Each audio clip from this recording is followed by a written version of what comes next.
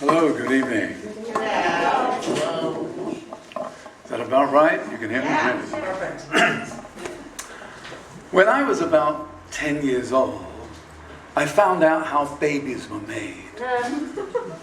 After the shock, and it was a shock, my next concern was I legitimate? My neighbors, Gordon and Raymond, they swore they were legitimate. They were sure of it. But was I? I had no idea. I could hardly go to my mother and say, "Am I legitimate?" But what I could do was ask to see my birth certificate, explaining that my friends had seen theirs, so I should see mine. And my mother was proud and excited that I was interested in that sort of thing, and dutifully pulled it out for me. And as I scanned it, I said, "Oh yes, I was born in late November 43, and they were married in July 42. So I could boast to my friends that I too was legitimate.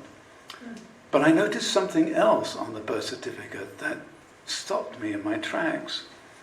Next to my father's name under occupation, it said, assistant cabinet maker. Boy, that had a ring to it, didn't it? Assistant cabinet maker. It wasn't a one-word profession like lawyer or doctor. It was 3 words, and 2 of them were hyphenated. The puzzling thing was that I'd never seen my father pick up a hammer, let alone a nail. But then I sort of thought it just faded in the back of my mind. I'd forget all about it. But I was wrong. A couple of years, or next year rather, I graduated from my elementary school to my secondary school, where the accent here was on academics, French, German, Latin. But to make sure that we didn't grow up to be unemployable know-it-alls, we all had to take one practical course. And in remembering assistant cabinet maker, I chose woodwork. Well, actually I didn't choose it, that was the only thing you could do. So our woodwork master was a man called Harrison, who was a little bit like an old cabinet himself, large and stodgy. And he had a voice that seemed to come from the back of the hall. It wasn't that it was so loud, but it had a haunted quality to it. In our first class, he picked up a piece of wood, maybe 2 feet long and a couple of inches around, and said, "I want you all to make a coat hanger for your mother or your father." And he gave us each a piece of wood like this, and some sandpaper and a saw, and we set to work. And for the next 45 minutes, all you heard was the rasping of the saw and the hissing of sandpaper, and a lot of as we blew away the sawdust. When the bell rang 45 minutes later, 2 enterprising boys turned in their assignment.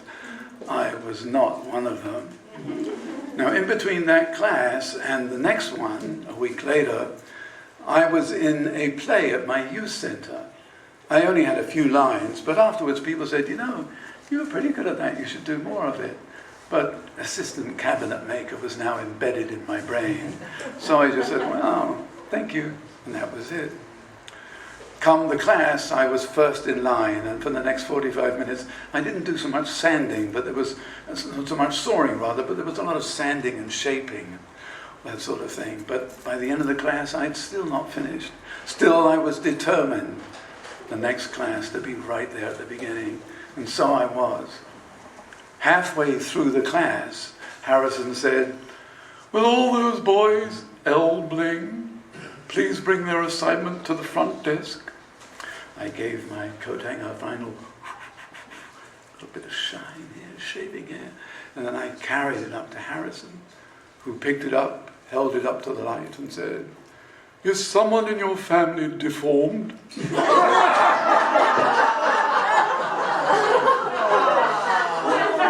It was at that moment that I decided to become an actor.